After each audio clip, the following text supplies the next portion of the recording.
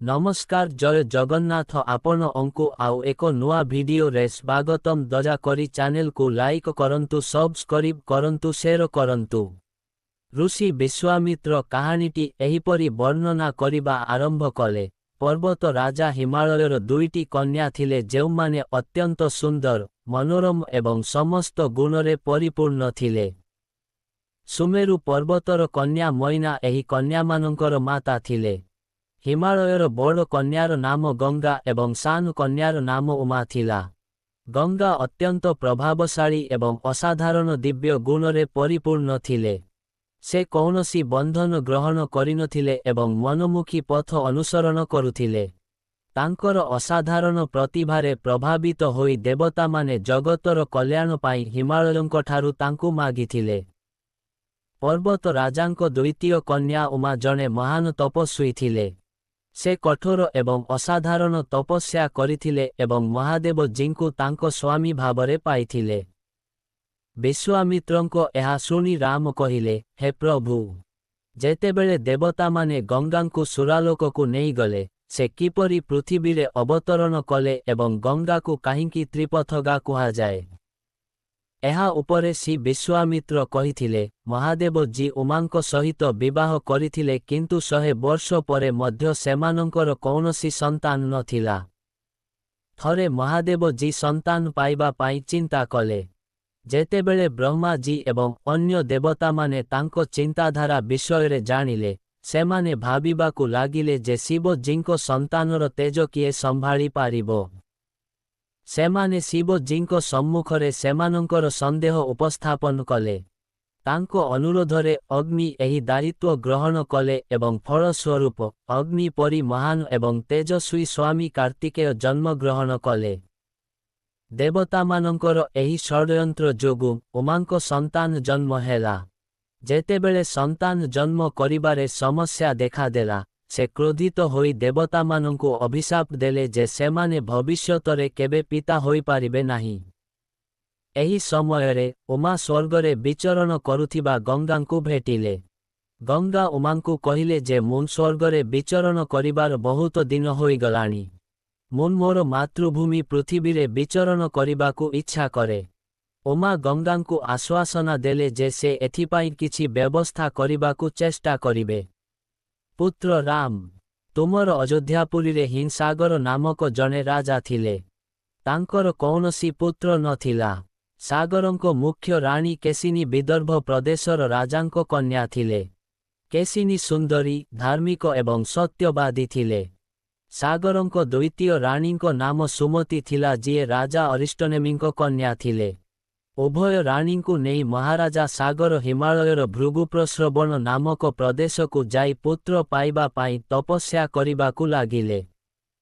सेमानंको तपस्यारे खुशी होई महर्षि भृगु सेमानंकु आशीर्वाद देले जे सेमानंकु अनेक पुत्र मिलिबो। दुई राणींको मध्यरु जनंकर केवल गोटिए पुत्र हेबो जिए वंश वृद्धि करिबो एवं अन्य जनंकर 60,000 पुत्र हेबो। केउ राणी निज निज मध्यरे निष्पत्ति नेबे जे से केते पुत्र चाहंती। केसिनी गोटिए पुत्र पाई कामना करिथिले जिए वंश वृद्धि करिबो एवं गरुडंको भौणी सुमति 60,000 शक्तिशाली पुत्र पाई कामना करिथिले। सठिक समयरे राणी केसिनी असमंजस नामक एक पुत्र को जन्म देइथिले। राणी सुमतिंको गर्भरु एक पात्र बाहरिला एवं जेतेबेले ताहा भांगी गला, 60,000 छोट पुओ बाहरी आसिले। समस्ते घिओ पात्ररे लालन पालन कले। समय बीतीगला एवं समस्त राजकुमार युवक हेले। सागरंको बड़ पुओ असमंजस जने अत्यंत दुष्ट व्यक्ति थिले एवं से सहरर पिलामानंकु सरजु नदीरे फिंगी देई सेमानंकु बुड़ी जाउथिबा देखि उपभोग करुथिले। एही दुष्ट पुओ द्वारा दुखित होई सागर तांकु तांको राज्यरु निर्वासित करिथिले। असमंजसंकर अंशुमान नामक एक पुत्र थिला। अंशुमान अत्यंत धार्मिक एवं वीर थिले। गोटिए दिन राजा सागर अश्वमेध यज्ञ करिबाकु चिंता कले। खूब शीघ्र से तांकर धारणाकु कार्यरे परिणत कले। राम ऋषि विश्वामित्रंकु कहिले, गुरुदेव, ମୁଁ ମୋର ପୂର୍ବପୁରୁଷ ସାଗରଙ୍କ ବିସ୍ତୃତ ଯଜ୍ଞ ଗାଥା ଶୁଣିବାକୁ ଆଗ୍ରହୀ। ତେଣୁ ଦୟାକରି ଏହି କାହାଣୀକୁ ସମ୍ପୂର୍ଣ୍ଣ ଭାବରେ ଶୁଣନ୍ତୁ। ରାମଙ୍କଠାରୁ ଏହା ଶୁଣି ଋଷି ବିଶ୍ୱାମିତ୍ର ଖୁସି ହୋଇ କହିଲେ, ରାଜା ସାଗର ହିମାଳୟ ଏବଂ ବିନ୍ଧ୍ୟଚଳ ମଧ୍ୟରେ ଥିବା ସବୁଜ ଭୂମିରେ ଏକ ବିଶାଳ ଯଜ୍ଞ ମଣ୍ଡପ ନିର୍ମାଣ କରିଥିଲେ। ତା ପରେ ସେ ଅଶ୍ୱମେଧ ଯଜ୍ଞ ପାଇଁ ଶ୍ୟାମକର୍ଣ୍ଣ ଘୋଡ଼ାକୁ ମୁକ୍ତ କରିଥିଲେ ଏବଂ ଏହାକୁ ସୁରକ୍ଷା ଦେବା ପାଇଁ ବୀର ଅଂଶୁମାନଙ୍କୁ ସେନା ସହିତ ପଠାଇଥିଲେ। ଯଜ୍ଞର ସମ୍ଭାବ୍ୟ ସଫଳତାର ପରିଣାମ ଭୟରେ ଇନ୍ଦ୍ର ଏକ ରାକ୍ଷସର ରୂପ ଧାରଣ କରି ସେହି ଘୋଡ଼ାକୁ ଚୋରି କରି ନେଇଥିଲେ। ଘୋଡ଼ା ଚୋରିର ସୂଚନା ଇନ୍ଦ୍ରଙ୍କୁ ଦିଆଯାଇଥିଲା। ଏହାକୁ ପାଇବା ପରେ ସାଗର ତାଙ୍କର 60,000 ପୁଅଙ୍କୁ ଘୋଡ଼ା ଚୋରକୁ ଧରିବା କିମ୍ବା ହତ୍ୟା କରିବା ଏବଂ ଘୋଡ଼ାକୁ ଫେରାଇ ଆଣିବାକୁ ନିର୍ଦ୍ଦେଶ ଦେଲେ। ସମଗ୍ର ପୃଥିବୀ ଖୋଜିବା ପରେ ମଧ୍ୟ ଯେତେବେଳେ ଘୋଡ଼ାଟି ମିଳିଲା ନାହିଁ, ସାଗରଙ୍କ ପୁଅମାନେ ସମଗ୍ର ପୃଥିବୀ ଖୋଳିବା ଆରମ୍ଭ କଲେ, ଭୟରେ ଯେ କେହି ଘୋଡ଼ାଟିକୁ ତଳିଘରାରେ ଲୁଚାଇ ରଖିଥିବେ।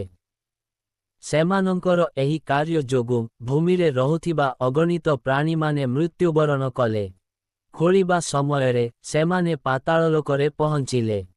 ଯେତେବେଳେ ଦେବତାମାନେ ସେମାନଙ୍କର ଏହି ନିଷ୍ଠୁର କାର୍ଯ୍ୟ ବିଷୟରେ ବ୍ରହ୍ମାଙ୍କ ନିକଟରେ ଅଭିଯୋଗ କଲେ, ବ୍ରହ୍ମା କହିଲେ ଯେ ଏହି ରାଜକୁମାରମାନେ କ୍ରୋଧ ଏବଂ ଗର୍ବରେ ଅନ୍ଧ ହୋଇ ଏହା କରୁଛନ୍ତି। କପିଲଙ୍କ ପାଖରେ ପୃଥିବୀର ସୁରକ୍ଷା ଦାୟିତ୍ୱ ଅଛି, ତେଣୁ ସେ ନିଶ୍ଚିତ ଭାବରେ ଏହା ବିଷୟରେ କିଛି କରିବେ। ସମଗ୍ର ପୃଥିବୀ ଖୋଳିବା ପରେ ମଧ୍ୟ ଯେତେବେଳେ ଘୋଡ଼ା ଏବଂ ଚୋର ଯିଏ ଚୋରି କରିଥିଲା ତାହା ମିଳିଲା ନାହିଁ, ନିରାଶ ହୋଇ ରାଜକୁମାରମାନେ ସେମାନଙ୍କ ପିତାଙ୍କୁ ଏ ବିଷୟରେ ଜଣାଇଲେ। କ୍ରୋଧିତ ହୋଇ ସାଗର ପାତାଳଲୋକରେ ଘୋଡ଼ା ଖୋଜିବାକୁ ଯିବାକୁ ନିର୍ଦ୍ଦେଶ ଦେଲେ। ପାତାଳଲୋକରେ ଘୋଡ଼ା ଖୋଜିବା ସମୟରେ ସେମାନେ ସନାତନ ବାସୁଦେବ କପିଳଙ୍କ ଆଶ୍ରମରେ ପହଞ୍ଚିଲେ। ସେ ଦେଖିଲେ ଯେ କପିଳଦେବ ଆଖି ବନ୍ଦ କରି ବସିଛନ୍ତି ଏବଂ ଯଜ୍ଞର ଘୋଡ଼ା ତାଙ୍କ ପାଖରେ ବନ୍ଧା ହୋଇଛି। ସେ କପିଳ ମୁନିଙ୍କୁ ଘୋଡ଼ା ଚୋର ଭାବି ତାଙ୍କୁ ଗାଳି ଦେଲେ ଏବଂ ତାଙ୍କୁ ମାରିବାକୁ ଦୌଡ଼ିଲେ। ସାଗରଙ୍କ ଏହି ଦୁଷ୍କର୍ମ ଯୋଗୁଁ କପିଳ ମୁନିଙ୍କ ଧ୍ୟାନ ବିଚଳିତ ହୋଇଗଲା। ସେ କ୍ରୋଧିତ ହୋଇ ସାଗରଙ୍କ ସମସ୍ତ ପୁତ୍ରଙ୍କୁ ପୋଡ଼ିଦେଲେ।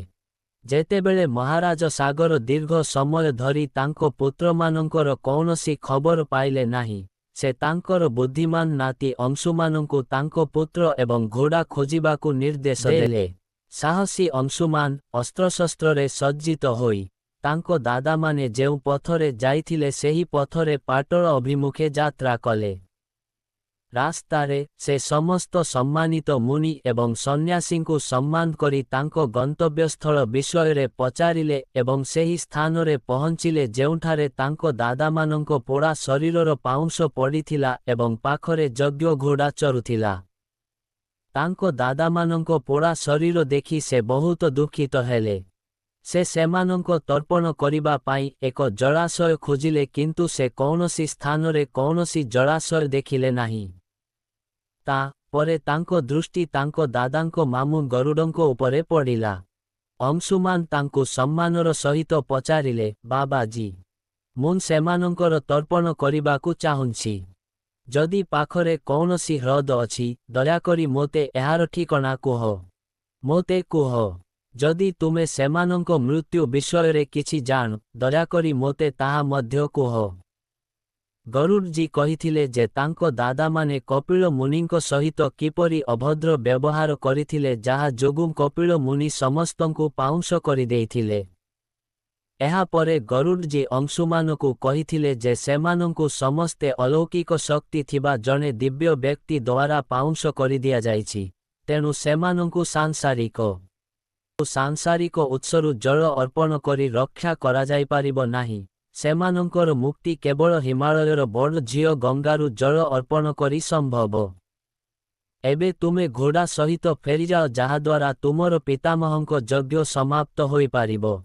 ଗରୁଡ଼ଜୀ ଆଦେଶ ଅନୁଯାୟୀ ଅଂଶୁମାନ ଅଯୋଧ୍ୟା ଫେରି ଆସିଲେ ଏବଂ ତାଙ୍କ ପିତାମହଙ୍କୁ ସମ୍ପୂର୍ଣ୍ଣ ଘଟଣା ବର୍ଣ୍ଣନା କଲେ। ରାଜା ସାଗର ଭାରାକ୍ରାନ୍ତ ହୃଦୟରେ ଯଜ୍ଞ ସମାପ୍ତ କଲେ। ସେ ତାଙ୍କ ପୁତ୍ରମାନଙ୍କୁ ରକ୍ଷା କରିବା ପାଇଁ ଗଙ୍ଗାଙ୍କୁ ପୃଥିବୀକୁ ଆଣିବାକୁ ଚାହୁଁଥିଲେ କିନ୍ତୁ ସେ ଏହା କରିବାର କୌଣସି ଉପାୟ ଭାବି ପାରିଲେ ନାହିଁ। କିଛି ଅଟକି ଯାଇ ଋଷି ବିଶ୍ୱାମିତ୍ର କହିଲେ, ରାଜା ସାଗରଙ୍କ ମୃତ୍ୟୁ ପରେ ଅଂଶୁମାନ ମହାନ ନ୍ୟାୟ ସହିତ ଶାସନ ଆରମ୍ଭ କରିଥିଲେ। ଅଂଶୁମାନଙ୍କର ଏକ ଅତ୍ୟନ୍ତ ଗୌରବଶାଳୀ ପୁତ୍ର ଦିଲୀପ ଥିଲେ। ଦିଲୀପ ବୟସ୍କ ହେଲେ ଅଂଶୁମାନ ଦିଲୀପଙ୍କୁ ରାଜ୍ୟର ଦାୟିତ୍ୱ ହସ୍ତାନ୍ତର କଲେ ଏବଂ ଗଙ୍ଗାଙ୍କୁ ପ୍ରସନ୍ନ କରିବା ପାଇଁ ହିମାଳୟର ଗୁମ୍ଫାକୁ ଯାଇ ତପସ୍ୟା କଲେ, କିନ୍ତୁ ସେ ସଫଳ ହୋଇପାରିଲେ ନାହିଁ ଏବଂ ମୃତ୍ୟୁବରଣ କଲେ। ଏହି ସମୟରେ ରାଜା ଦିଲୀପଙ୍କ ଧର୍ମପରାୟଣ ପୁତ୍ର ଭାଗୀରଥ ବଡ଼ ହେଲେ। ଦିଲୀପ ମଧ୍ୟ ତାଙ୍କୁ ରାଜ୍ୟର ଦାୟିତ୍ୱ ହସ୍ତାନ୍ତର କଲେ ଏବଂ ଗଙ୍ଗାଙ୍କୁ ପୃଥିବୀକୁ ଆଣିବା ପାଇଁ ତପସ୍ୟା କରିବାକୁ ଗଲେ। କିନ୍ତୁ ସେ ମଧ୍ୟ ଇଚ୍ଛିତ ଫଳାଫଳ ପାଇଲେ ନାହିଁ। ଭାଗୀରଥ ଜଣେ ଅତ୍ୟନ୍ତ ପ୍ରେମୀ ରାଜା ଥିଲେ, କିନ୍ତୁ ତାଙ୍କର କୌଣସି ସନ୍ତାନ ନଥିଲା। ଏହା ଉପରେ ସେ ତାଙ୍କ ମନ୍ତ୍ରୀମାନଙ୍କୁ ତାଙ୍କ ରାଜ୍ୟର ଦାୟିତ୍ୱ ହସ୍ତାନ୍ତର କଲେ ଏବଂ ନିଜେ ଗଙ୍ଗା ଅବତରଣ ପାଇଁ ଗୋକର୍ଣ୍ଣ ନାମକ ଏକ ତୀର୍ଥକୁ ଗଲେ ଏବଂ କଠୋର ତପସ୍ୟା କରିବାକୁ ଲାଗିଲେ। ତାଙ୍କର ଅଭୂତପୂର୍ବ ତପସ୍ୟାରେ ଖୁସି ହୋଇ ବ୍ରହ୍ମାଜୀ ତାଙ୍କୁ ଏକ ବର ମାଗିବାକୁ କହିଲେ। ଭାଗୀରଥ ବ୍ରହ୍ମାଜୀଙ୍କୁ କହିଲେ ଯେ, ହେ ପ୍ରଭୁ, ଯଦି ଆପଣ ମୋ ଉପରେ ପ୍ରସନ୍ନ, ତେବେ ମୋତେ ଏହି ବର ଦିଅନ୍ତୁ ଯେ ସାଗରଙ୍କ ପୁତ୍ରମାନେ ମୋର ପ୍ରୟାସ ଦ୍ୱାରା ଗଙ୍ଗା ଜଳ ପାଆନ୍ତୁ, ଯାହା ଦ୍ୱାରା ସେମାନେ ରକ୍ଷା ପାଇପାରିବେ। ଏହା ବ୍ୟତୀତ ମୋତେ ଏକ ସନ୍ତାନ ପ୍ରାପ୍ତିର ବର ମଧ୍ୟ ଦିଅନ୍ତୁ, ଯାହା ଦ୍ୱାରା ଇକ୍ଷ୍ବାକୁ ବଂଶ ନଷ୍ଟ ନ ହୁଏ। ବ୍ରହ୍ମା କହିଲେ ଯେ, ମୁଁ ଏକ ସନ୍ତାନ ମାଗିବା ଉଚିତ। ତୁମର ଇଚ୍ଛା ଶୀଘ୍ର ପୂରଣ ହେବ, କିନ୍ତୁ ତୁମର ପ୍ରଥମ ବରଦାନ ଦେବାରେ କଷ୍ଟ ହେଉଛି ଯେ ଯେତେବେଳେ ଗଙ୍ଗାଜୀ ପୃଥିବୀରେ ପ୍ରବଳ ବେଗରେ ଅବତରଣ କରିବେ, ପୃଥିବୀ ତାଙ୍କର ଗତି ସମ୍ଭାଳି ପାରିବ ନାହିଁ। ମହାଦେବ ଜୀ ବ୍ୟତୀତ ଅନ୍ୟ କେହି ଗଙ୍ଗାଜୀଙ୍କ ଗତି ସମ୍ଭାଳିବାର କ୍ଷମତା ରଖିନାହାନ୍ତି। ଏଥିପାଇଁ ତୁମକୁ ମହାଦେବ ଜୀଙ୍କୁ ପ୍ରସନ୍ନ କରିବାକୁ ପଡ଼ିବ। ଏହା କହି ବ୍ରହ୍ମାଜୀ ତାଙ୍କ ଲୋକାରଣ୍ୟକୁ ଚାଲିଗଲେ। ଭାଗୀରଥ ସାହସ ହରାଇଲେ ନାହିଁ। ସେ ଗୋଟିଏ ବର୍ଷ ପର୍ଯ୍ୟନ୍ତ ତାଙ୍କ ପାଦ ଆଙ୍ଗୁଠି ଉପରେ ଠିଆ ହୋଇ ମହାଦେବ ଜୀଙ୍କର ତପସ୍ୟା କରି ଚାଲିଲେ। ସେ ବାଜୁ ବ୍ୟତୀତ ଅନ୍ୟ କିଛି ଖାଇଲେ ନାହିଁ। ଶେଷରେ ଏହି ମହାନ ଭକ୍ତିରେ ପ୍ରସନ୍ନ ହୋଇ ମହାଦେବ ଜୀ ଭଗୀରଥଙ୍କ ସମ୍ମୁଖରେ ପ୍ରକଟ ହୋଇ କହିଲେ, ହେ ମହାନ ଭକ୍ତ, ତୁମର ଇଚ୍ଛା ପୂରଣ କରିବା ପାଇଁ ଆମେ ଗଙ୍ଗାଜୀଙ୍କୁ ଆମ ମୁଣ୍ଡରେ ବହନ କରିବୁ। ଏହି ସୂଚନା ପାଇବା ପରେ ଗଙ୍ଗାଜୀ ସ୍ୱର୍ଗ ଛାଡ଼ିବାକୁ ବାଧ୍ୟ ହୋଇଥିଲେ। ସେତେବେଳେ ସେ ସ୍ୱର୍ଗରୁ କୌଣସି ସ୍ଥାନକୁ ଯିବାକୁ ଚାହୁଁ ନଥିଲେ, ତେଣୁ ମୁଁ ମୋର ପ୍ରଚଣ୍ଡ ଗତିରେ ଶିବଜୀଙ୍କୁ ପାତାଳକୁ ନେଇଯିବି ବୋଲି ଭାବି ସେ ଭୟଙ୍କର ଗତିରେ ଶିବଜୀଙ୍କ ମୁଣ୍ଡ ଉପରେ ଅବତରଣ କଲେ। ଗଙ୍ଗାଙ୍କ ଏହି ଦ୍ରୁତ ଅବତରଣ ସହିତ ତାଙ୍କର ଅହଙ୍କାର ଶିବଜୀଙ୍କଠାରୁ ଲୁଚି ରହିପାରିଲା ନାହିଁ। ମହାଦେବ ଜୀ ଗଙ୍ଗାର ଦ୍ରୁତ ପ୍ରବାହକୁ ତାଙ୍କ ଜଡ଼ିତ ତାଳରେ ଫସାଇ ଦେଇଥିଲେ। ଗଙ୍ଗାଜୀ ସମସ୍ତ ପ୍ରୟାସ ପରେ ମଧ୍ୟ ମହାଦେବ ଜୀଙ୍କ ଜଡ଼ିତ ତାଳରୁ ବାହାରି ପାରିଲେ ନାହିଁ। ଗଙ୍ଗାଜୀଙ୍କୁ ଏହିପରି ଭାବରେ ଶିବ ଅଙ୍କ ଜଡ଼ିତ ତାଳରେ ମିଶିଯିବା ଦେଖି ଭଗୀରଥ ପୁଣି ଥରେ ଶଙ୍କର ଅଙ୍କ ତପସ୍ୟା କରିବାକୁ ଲାଗିଲେ। ଭଗୀରଥଙ୍କ ଏହା ଦେଖି ଭାଗୀରଥ ପୁଣି ଥରେ ଶଙ୍କର ଅଙ୍କ ତପସ୍ୟା କଲେ। ଭାଗୀରଥଙ୍କ ତପସ୍ୟାରେ ଖୁସି ହୋଇ ଭଗବାନ ଶଙ୍କର ହିମାଳୟରେ ଅବସ୍ଥିତ ବିନ୍ଦୁସରରେ ଗଙ୍ଗାଜୀଙ୍କୁ ମୁକ୍ତ କଲେ। ଏହା ମୁକ୍ତ ହେବା ମାତ୍ରେ ଗଙ୍ଗାଜୀଙ୍କ 7ଟି ଧାରା ବିଭକ୍ତ ହୋଇଗଲା।